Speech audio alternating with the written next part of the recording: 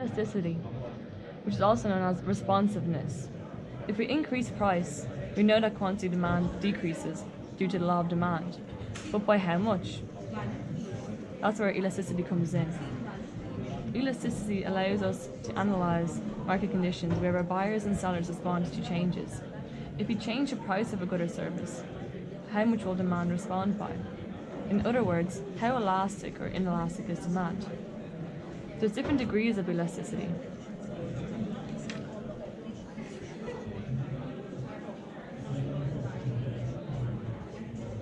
This would be known as an elastic, whereby the change in price is less than the change in quantity. However, this would be known as an inelastic demand curve, whereby the change in price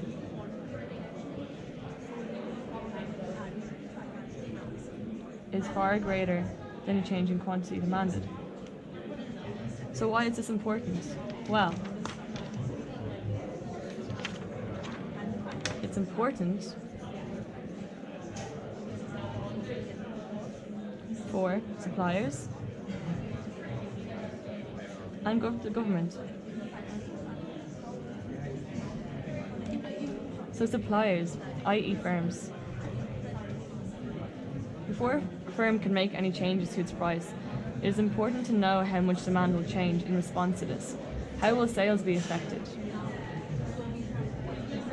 Will they make more money if they increase price or endure losses? So and the government as well. Before the government can impose a tax on goods, making them more expensive, demand will fall, but by how much? Will tax revenues increase or decrease? Elasticity can answer these questions.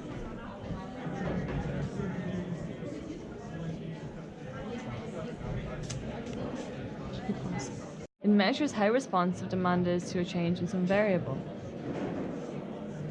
This is where the variable can be the price of the good,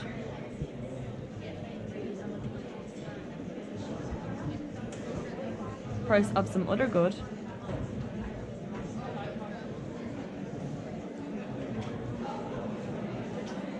and even the consumer's income. So the price of the good. This elasticity is known as price elasticity of demand, PED. Price of some other good is known as CED, cross elasticity of demand, and consumer's income would be income elasticity of demand, which is YED. So for PED, this measures the percentage change in quantity demanded given a change in the price. So we have the formula. So it's the percentage change in quantity over the percentage change in price. We always take the absolute value as well for this after we use this formula, which is important to note.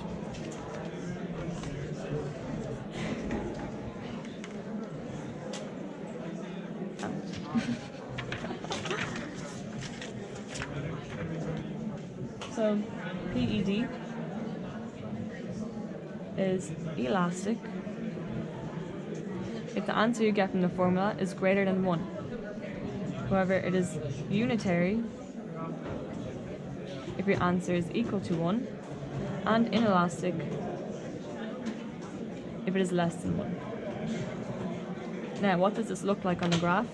I'll show you now. So elastic. Price goes up.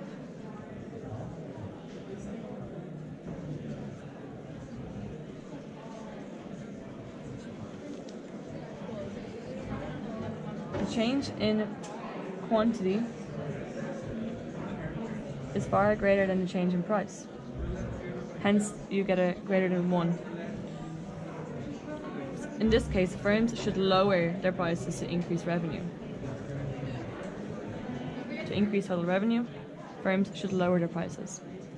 However, in unitary,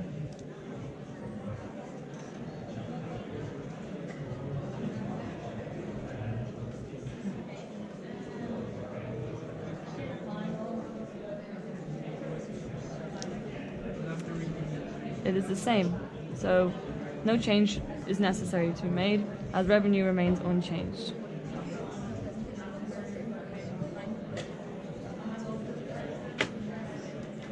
However, in inelastic conditions,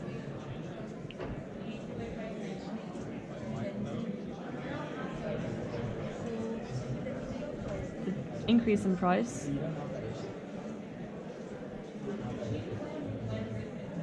is far greater than the change in quantity demanded. So this means to increase total revenue, firms should increase prices to increase total revenue. Different goods, this applies to different goods. So for elastic goods, goods like luxuries, where a large proportion of income is spent, would have an inelastic demand. And inelastic would be necessities such as necessary medicines, pharmaceuticals, and even goods with an addictive nature such as alcohol and cigarettes.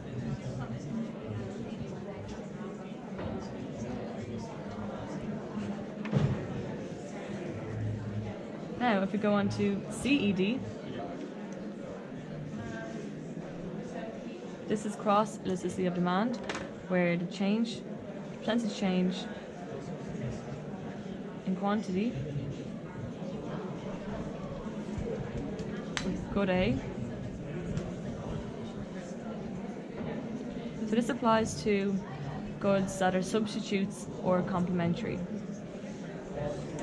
Substitutes or complementary. So it's a change in demand for good A due to a change in the price of B. So these both impact each other, these two goods. So when you put your when you calculate the result from this formula, if you get a positive result, this means that the goods are substitutes. An example would be Barry's tea and Lion's tea. So if you increase the price of Barry's tea, the demand would increase for Lion's tea, as this becomes relatively more expensive than Lion's tea, and consumers would opt for the cheaper alternative always. That is why you get a positive result, because it's a positive relationship. And the greater the number also shows the greater the substitutes these are. However, if you get a negative result, this shows that they are complementary goods.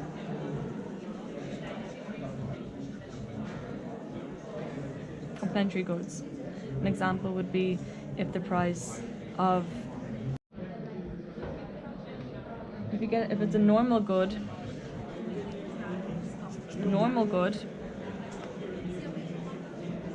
would have a positive result, because as we know, as income increases, so does our demand for goods. We have more money to spend. So that implies a normal good if you have a positive result. However, if you have an inferior good, you get a negative result. This is because as your income goes up, you demand less of these inferior goods. You don't need them as much. You can buy better quality goods as your income goes up. Therefore, you'd opt for normal goods. So also, the demand for necessities.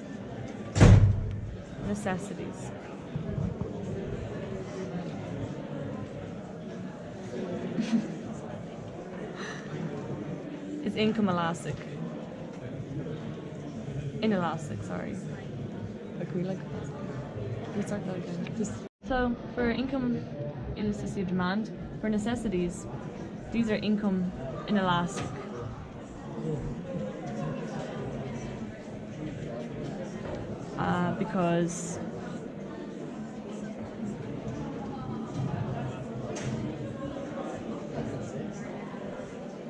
Because necessities such as fuel and clothing, you will still buy no matter if the price goes up. They're necessary. So goods such as food and clothing, like fine clothing, they can increase their prices and you will still pay for them. They are regarded as necessities. However, luxuries would be income elastic, because they're not exactly necessary. We can live without them. So when the prices go up, we tend to spend less on these goods. We can, like example, cars. We will keep the model we have now for that bit longer if prices are going up or expensive. It's a luxury good. It's not necessary. And last but not least, we have price elasticity of supply. Price elasticity of supply. This measures the percentage change in quantity supplied resulting from a percentage change in price.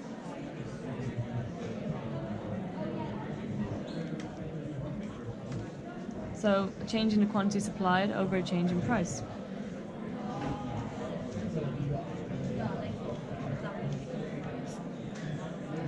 This would be elastic. This means that supply is responsive to a change in price. So as price changes, supply responds. Your answer would be greater than 1, because the change in supply is greater than the change in price. As price goes up, suppliers tend to supply more. And however, an inelastic, these are fucking supply. In this case, this supply curve is inelastic. So it's not so responsive compared to the elastic one to changes in price. So the change in price would be, the PES would be less than 1. This would be the case in the housing system at the moment. As though prices are going up, supply isn't as responsive as we would like to be. There's numerous assumptions and reasons why this happens, due to lack of space or resources too. And another example of perfectly inelastic supply would be, let's say, a concert ticket. So a stadium has a limited limited capacity, and though price increases any price, supply will remain the same. There's a stadium that has 20,000 tickets. They will not print off more tickets if price goes up, because limited capacity. This also applies to goods that are perishable, or short-term, like fresh fruit and fish of the day. This is known as fixed supply. We cannot increase supply though price increases. Another example of a perfectly elastic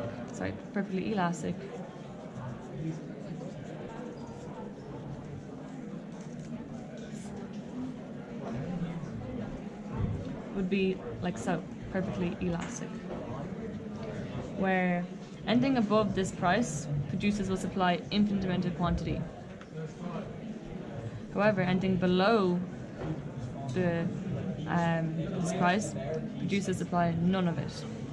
So prices tend to stay, at example, €4. Producers will only supply any quantity available at this price, no more, no less. So this is perfectly elastic, and this one is perfectly inelastic. Thank you.